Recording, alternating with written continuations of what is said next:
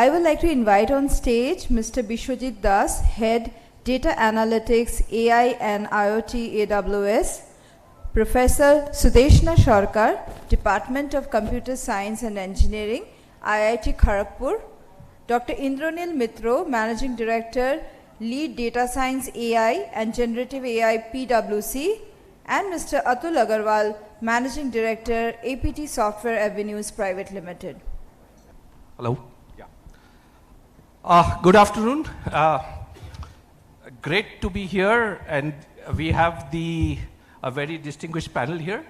I call them the Holy Trinity of GenAI, where we have a researcher, a developer, and a user.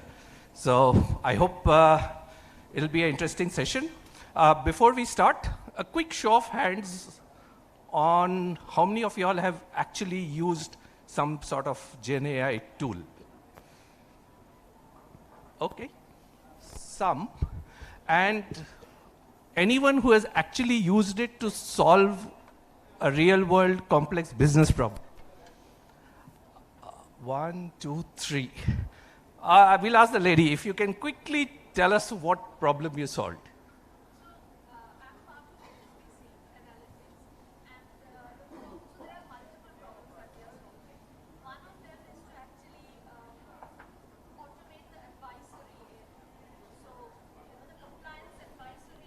Okay.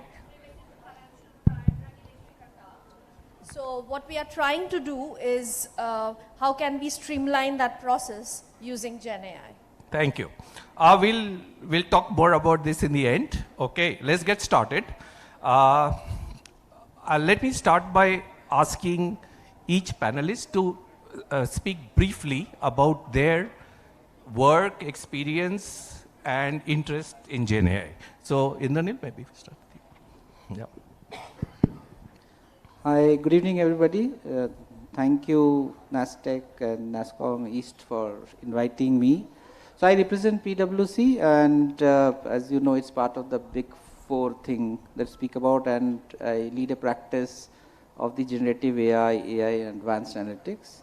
We're doing a lot of work in this area from a professional services angle, and we are also working not only in making use cases relevant for industries, but also with multiple governments, not only in India, but UK, US, from the policy formation and regulation that may come in the future from a responsible AI framework or explainable AI and things like that.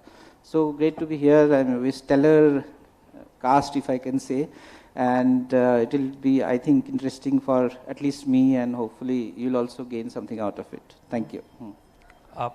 Professor Sarkar? Yeah. Thank you. So what I mean by generative AI, what we understand is that to build a model of the data that we have. I work on natural language processing, and one of the challenges that people who work in natural language processing has been grappling with is how to represent this sort of unstructured data.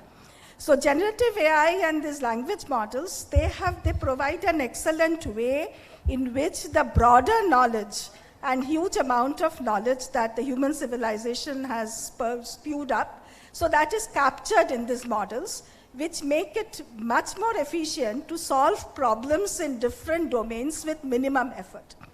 The second, one aspect of the work that I do is working on language technologies for low resource languages or multiple languages. Because the resources and the information, they are not spread over all the different languages that the different speakers in the world speak about. So the generative AI has been, has given a tremendous boost in solving tasks related to multiple different languages for cross-lingual and multilingual problems, and also to adapt to different tasks quickly. Thanks. Yeah. Biswajit? Yeah. Thank you, Atul. Atul called us the Holy Trinity. In case you're wondering, I am the Holy Ghost in the Trinity, right? Not the other way around. What I love is, and like you said, I had the AI and data and AI businesses for AWS in India and Shark. What I love about this fact is, in my entire working career, this is the most compressed innovation cycle I've ever seen. I mean, you look at any analyst report from 2020 to exit, and look at the 10 top technology trends they've asked us to keep an eye on. Generative AI does not feature in even a single report, right? It's a 9-month-old technology, and I believe that once we get through the initial euphoria and hype of this being a silver bullet, which it isn't, and then we take a pragmatic approach to it, I do think it has the potential, not just the potential, it will definitely transform how we work in the very, very near future and very, very quickly. But the operative word here is, how do we go about it pragmatically? Right. But it's brilliant to be in the city. Thank you so much. Yep, and that's the purpose of this panel, to figure out how to go about it, at least, scratch the surface. Let me start by first clearing up, asking Professor Sarkar to clear up this air, the terminology, the buzzwords, the lot of, acronyms that are floating around in GenAI. So maybe if you can give a quick rundown of what this taxonomy looks like. It's difficult to do in a few minutes, but I'll try. So as I mentioned, generative models in machine learning are those models which model the data. Now, what is the data that, we have in the world, which, we use for problem solving? Most of the data is in the form of language, images, videos, sounds, etc. So when we have reached this stage where GenAI has become such a term, such a powerful technology, it is because people have been able to come up with methods that can sort of try to capture the knowledge which is there in the huge amount of data which is there in the world. So we can say that, a person who has read, in the earlier, when we were young, we know that a person who has read a lot of books, that person is very knowledgeable. So we have AI systems which can very efficiently read a lot of text, process a lot of images, and get information which we can use this for solving tasks. For example, we heard about large language models.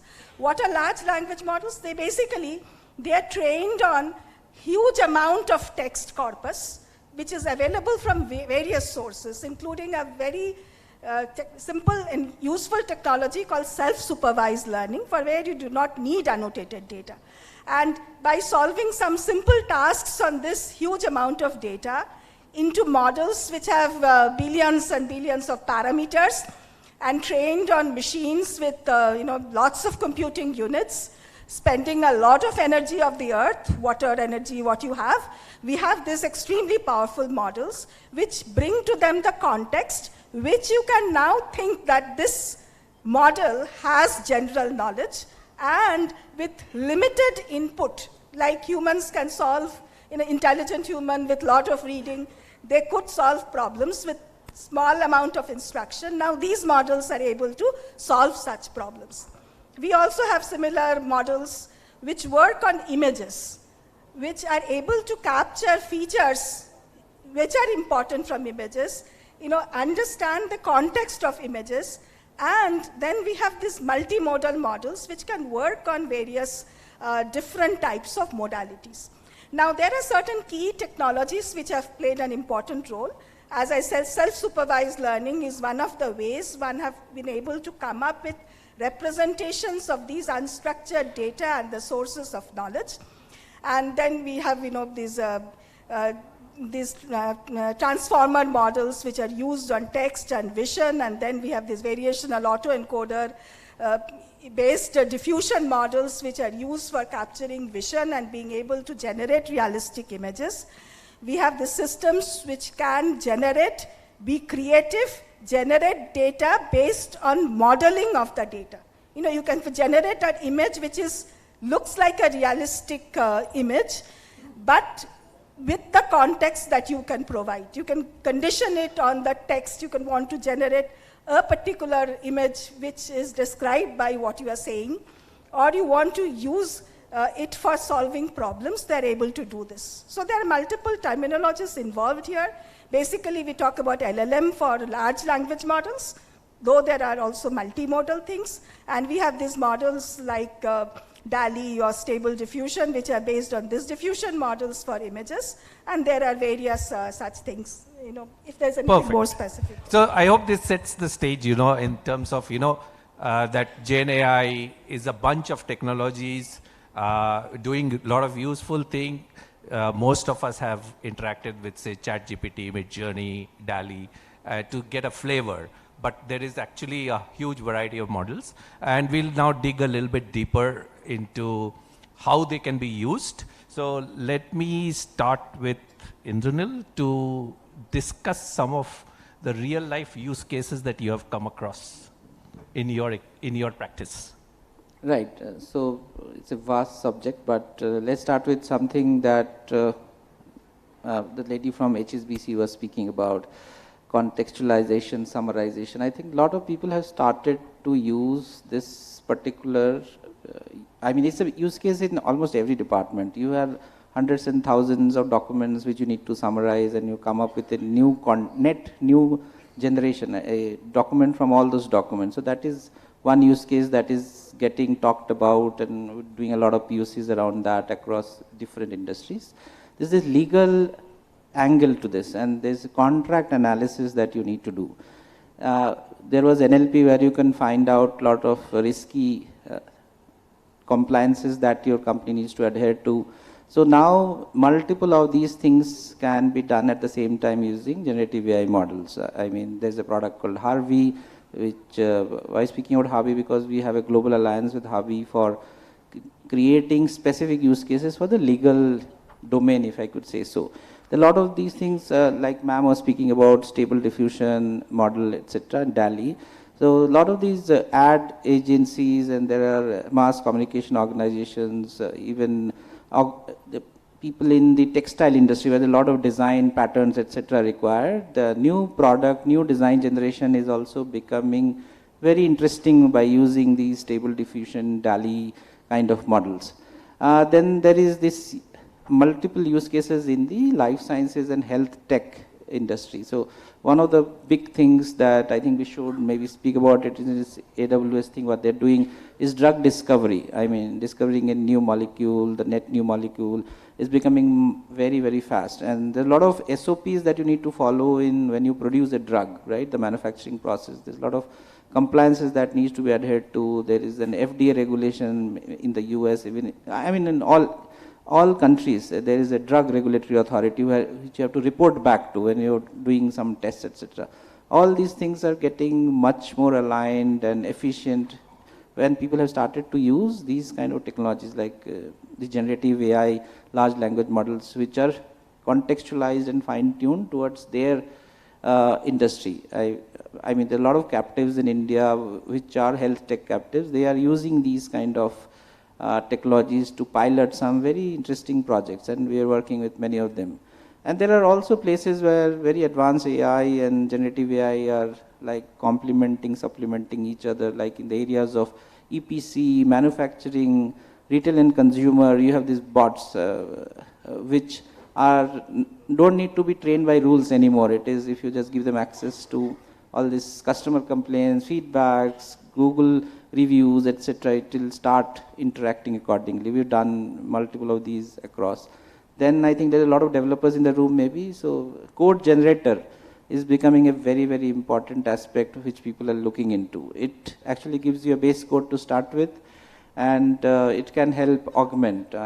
Nothing to do with taking out the jobs of developers, but it's going to augment them a lot. And we're seeing a lot of usage coming into these large captives, tech companies. Atul might speak about a little bit. And I think all large ERP systems, like I'm not sure if you've heard about Joule getting introduced into SAP, right? So they will embed that in all of their modules and see if even a web code could be generated which can be consumed. So these are some of the use cases that are happening. It's a 9-month-old baby which has become an adult very fast. It's like a 800-pound gorilla right now running everywhere. And Bisho, obviously from his AWS angle, is helping fuel that, which is good for business, but let's see what comes out of it at a later date. Yeah, thanks Indranil. You want to add more to the use cases? I think that will be of interest to the audience. Yeah. I think, so I'll aggregate this a little, right? I'll aggregate this a little in the sense of saying, if you strip away all the jargon and the fanciness around it, right? Generative AI does 4 things. It has the ability to generate images. It has the ability to generate videos. It has the ability to understand, summarize, and generate text, right? And it has the ability to generate code, test code, and generate test scenarios. Pretty much, right? If I'm not wrong, Professor. So therefore, if we say where is it really going to help? I think this is one of those technologies where the technology has arrived, but we are still figuring out how to retrofit it into our businesses, right? And if I look at it, it's an inverted pyramid right now. At the broad base, it is going to be based on prompt engineering, right? At the second tier, it is organizations who will want enterprises, who will want more contextually relevant information summarization, and therefore it will become, I'm sure you've heard the terminology RAG, so retrieval augmented generation or vectorization. Essentially, that lets you retrieve information as per the context of your prompts, of your organization, etc. At the third layer, you'll have enterprises which are a little more mature, and they want to now tweak foundational models for their specific use cases. And at the very bottom, tiny point of the pyramid, you'll have folks who want to build foundation models, right?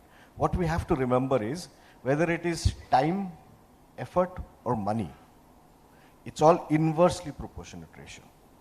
The cheapest is at the top, fastest, cheapest is at the top. And a lot of our organizations right now that's where they'll sit, between prompt engineering and vectoring and RAG-based generative AI. And then as you keep coming down and saying, I want to tweak foundational models, I want to build foundational models, you'll end up spending more money, more time, more effort, right? I think how we should start is, and I have 2 types of conversations nowadays. I go to an organization and they say, I'm under tremendous pressure from the board to use generative AI. And then I go to another set of folks who say, this is my business roadmap. This is my product roadmap, my service roadmap. Is there any way that generative AI can help me make this better, cheaper, faster? What we have seen in the first cases, a friend of mine who heads one of the WEF verticals says, he calls it the pilot purgatory, right? You'll see a lot of POCs and pilots there, none of them will go into production.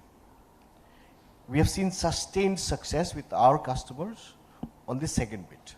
So the idea is to figure out what you want to do with your business or your service, right? And then retrofit the technology into it, not the other way around. As Professor would agree, we don't do data science.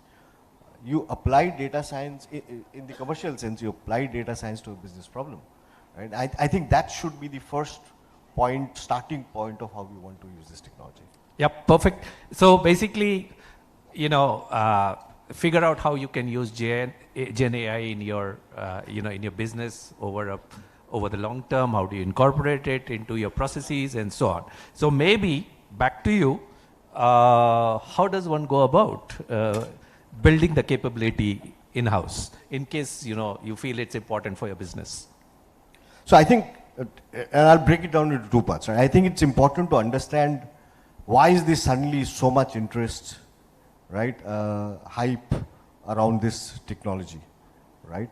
And I'll tell you, ChatGPT did to GenAI what Baba Ramdev did to yoga. Right? Everybody thought it's lowbrow, and then suddenly every middle-class Indian home like mine had somebody sitting in front of a TV doing Alom Vilom. So foundational models have existed for ages. It's one fine day, it didn't just flash into existence. But it was always enterprise grade or research grade. With ChatGPT, the first time, it was a direct to consumer. And I'll speak in terms of India, right? Every large technology that has happened, let's say, Hadoop, for example, people said it'll change the world, metaverse, crypto, blockchain, I can go on, right? Machine learning at one point of time. Every time somebody talked about this, that it's going to change the world, 120 crore Indians felt excluded because they didn't understand. I mean, if you ask me crypto, even I will have trouble explaining on a board to you right now, right? I mean, our Prime Minister from the rampart of Red Fort said machine learning, data, analytics multiple times during his 15th August speech, and 120 crores Indians felt excluded. Suddenly, here was a technology where they could open their phone, interact and engage with it, and they all felt excluded, which is brilliant. But all of us represent enterprises, organizations. We are regulated, right? We have safety, privacy considerations. We finally will take responsibility for the results that we get out of generative AI, the actions that we take out of generative AI. So therefore, I think enterprise-grade generative AI in my head, and it's evolving very quickly, has 4 foundational pillars if you want to sustainably adopt it. The first is you have to have flexibility of choice between models. When it started, there was this thinking of saying, you know how Henry Ford used to say, you can have any color car you want as long as it's black, right? So there was this thinking of saying there is one model, omnipresent, will do everything for you, but that's not true. You do not need a trillion feature set model to maybe solve your organization's use case. It's like buying a tank and driving your children to school in it, right? Can you do it? Yes. Is it the most optimal use of your money? Not necessarily. So therefore, having this choice, and one of our, if you look at how Amazon is going about it, is to say, while we have our Titan models, but you have access to everything, right? Falcon, AI21, Cohere, Llama, all of it under one roof, saying you choose. And you, in the future, people will want the ability to swap out models, right? As they really scale. The second, I think, is in enterprises, everything has to, there is no technology for technology. Say, it has to pay for itself. So, will it give you the ROI when it goes into production, right? And therefore, it is not just the models which have to become efficient, it's also the underlying infrastructure, which is why folks like Amazon are investing in silicon specifically built for AI, like Inferentia, Terinium, I'm sure you have seen on the news.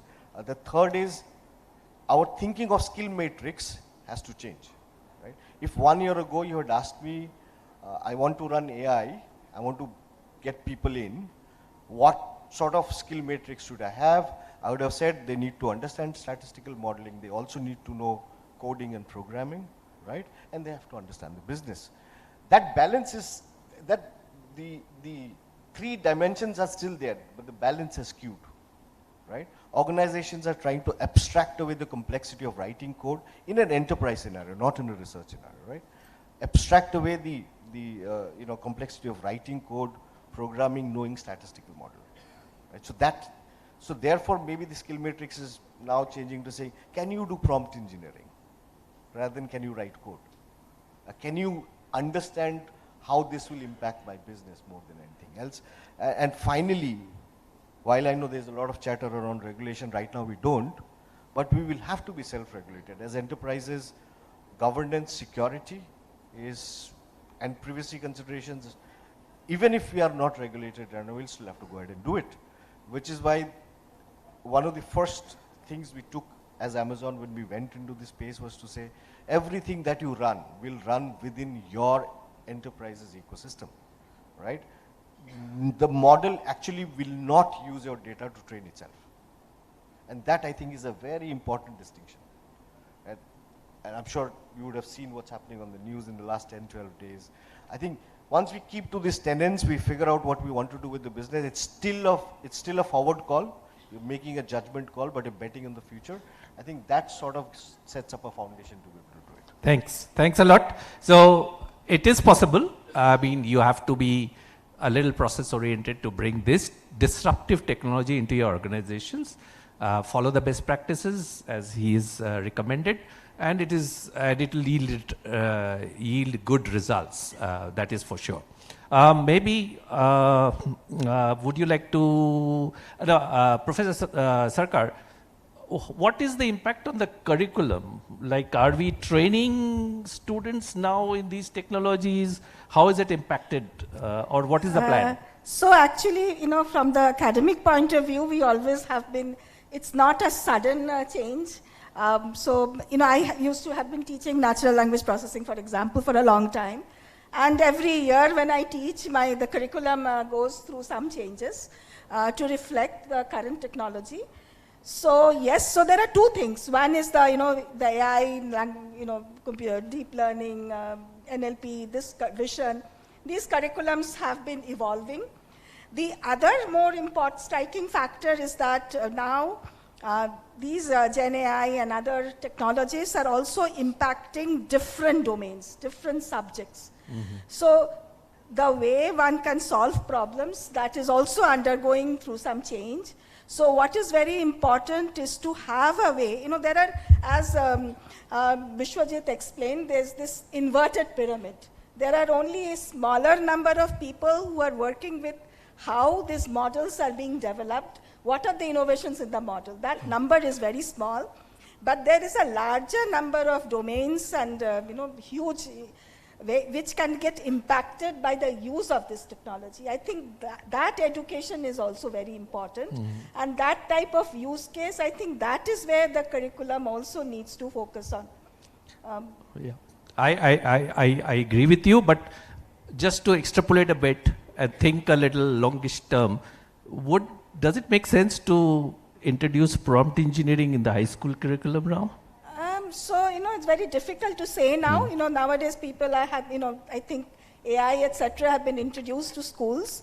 I'm not sure what is the right approach because at this point it's very difficult to say. We always feel that it is very important for humans to develop their own capabilities. If you rely too much on machine creativity, perhaps I'm old school, but I think that our creativity will dry up. We should also have our own ability to understand and solve problems. It's not that I'll forget arithmetic because I have a calculator with me.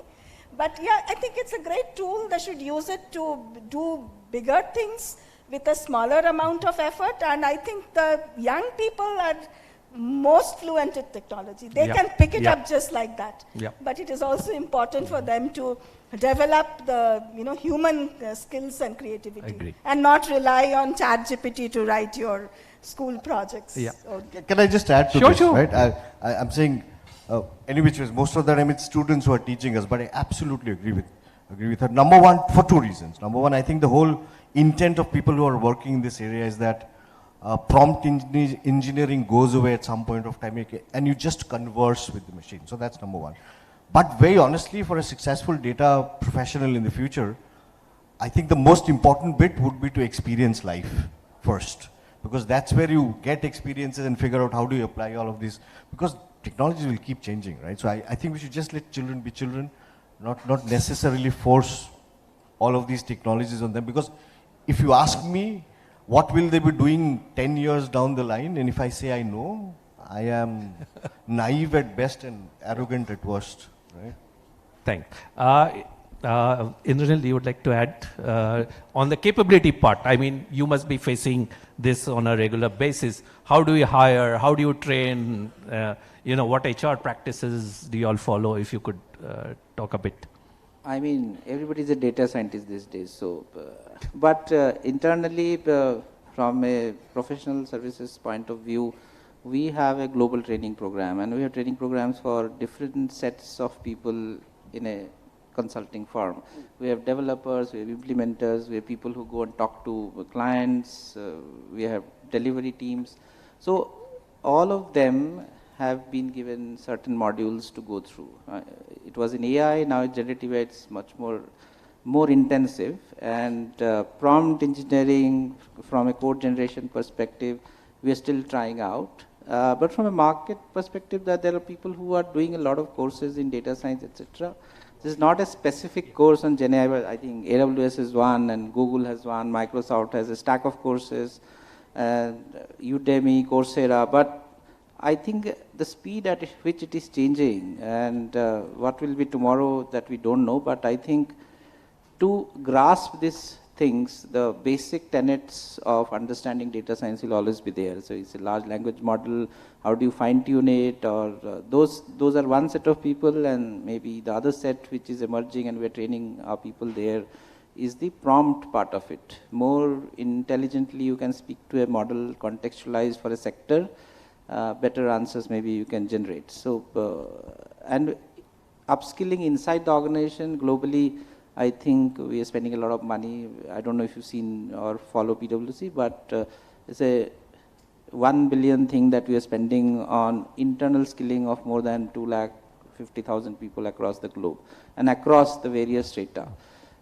That's what we are doing from a firm perspective. Okay. Let's now switch gears a bit and maybe look at the Indian context a bit. My favorite question, when will we have our own Indian national or, LLM or GenAI model built by a company in India? You can go ahead. Yeah. I mean, it's already happening, Okay. right? One of the largest, most ambitious endeavor that I know of, for example, Bhashini, Professor Sab will be, it's one of the things is that because a lot of them are built outside, they don't support Indian languages. The government is really pushing us to get LLMs built for Indian languages. Bhashini is one of the largest endeavors I know.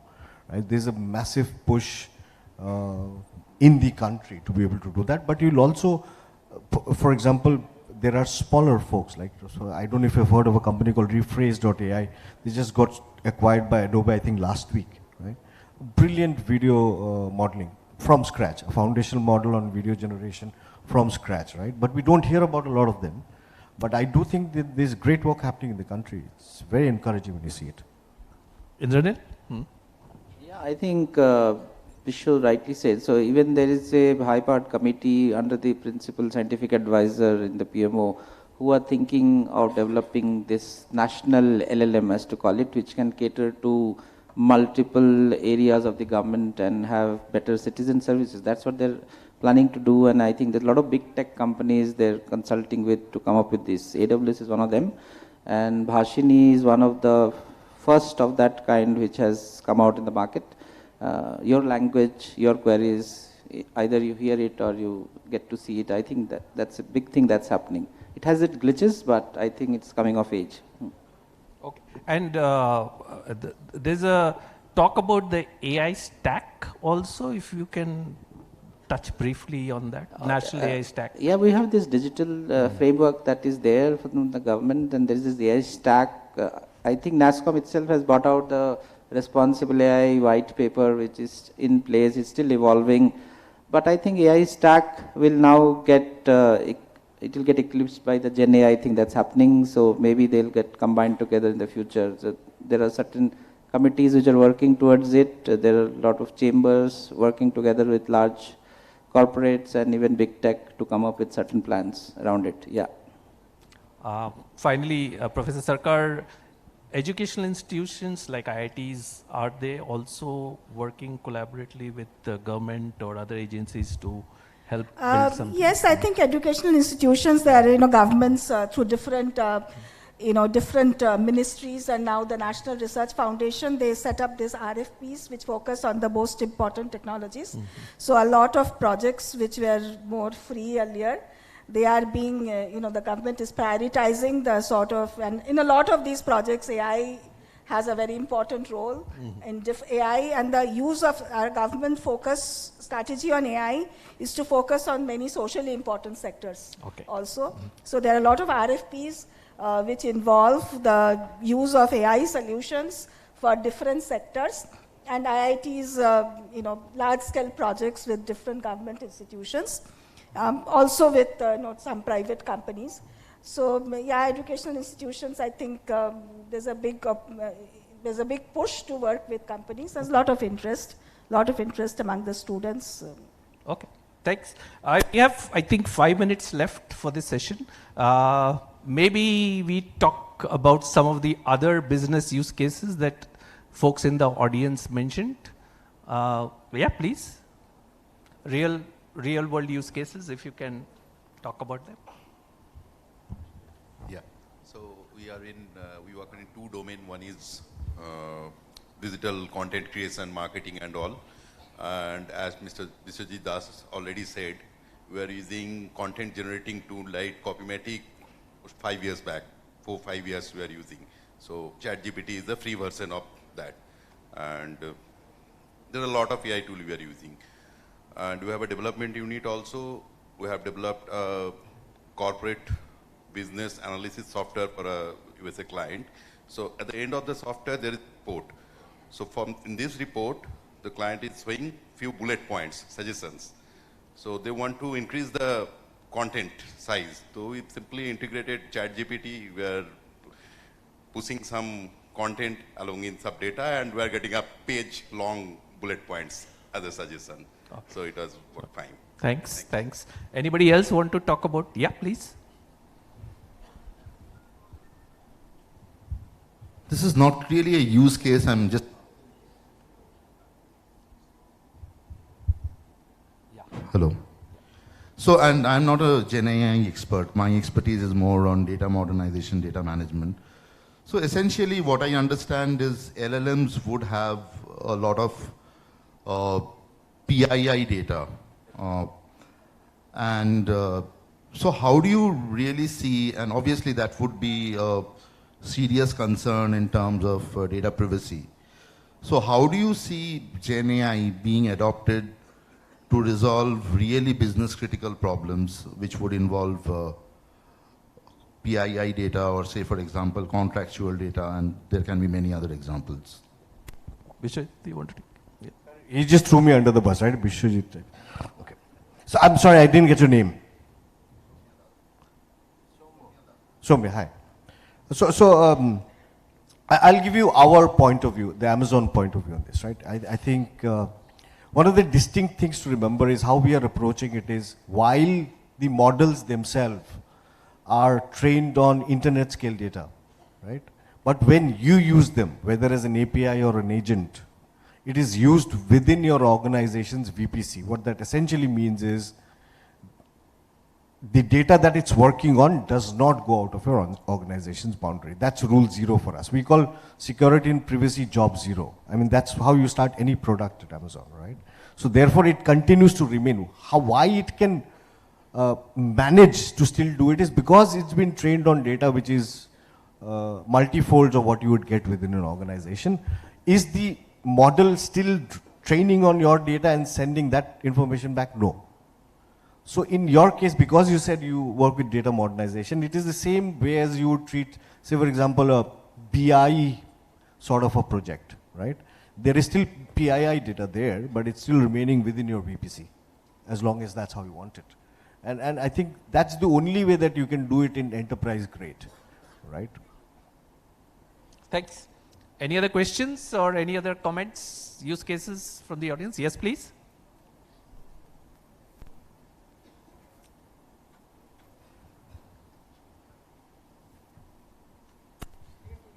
First of all, I want to thank you, all of you, for such an insightful session. And I have a question which is a bit off-bit. Do you think that GenAI can contribute in agri-tech in any way? Yeah. You go ahead. It already is, by the way. Yeah. It already is. Today there are apps, and I'm not going to take names, but just Google it, right?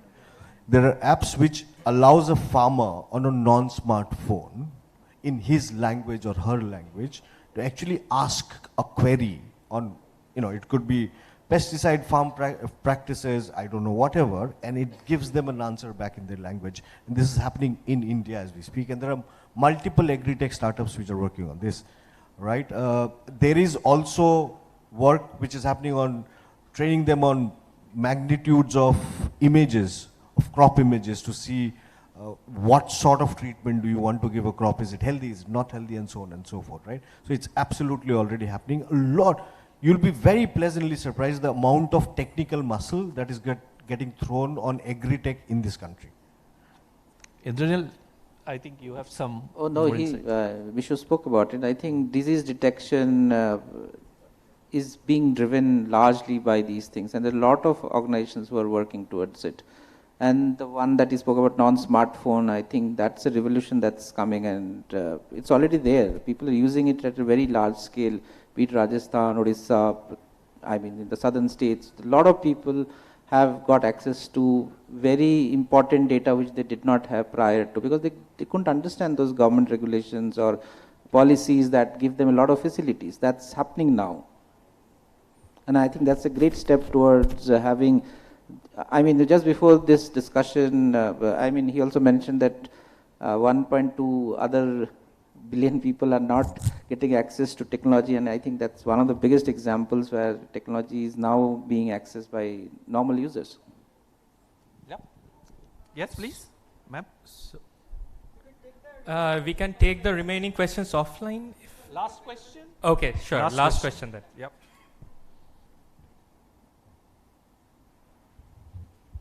Yeah, my name is Polomi. So I am one of the women entrepreneurs, and we are having a startup under NASCOM.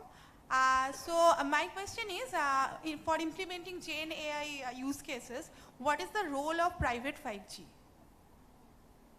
Like, is it absolutely necessary to have a private 5G backbone for implementing such use cases, or we can go with the regular network? Okay. No.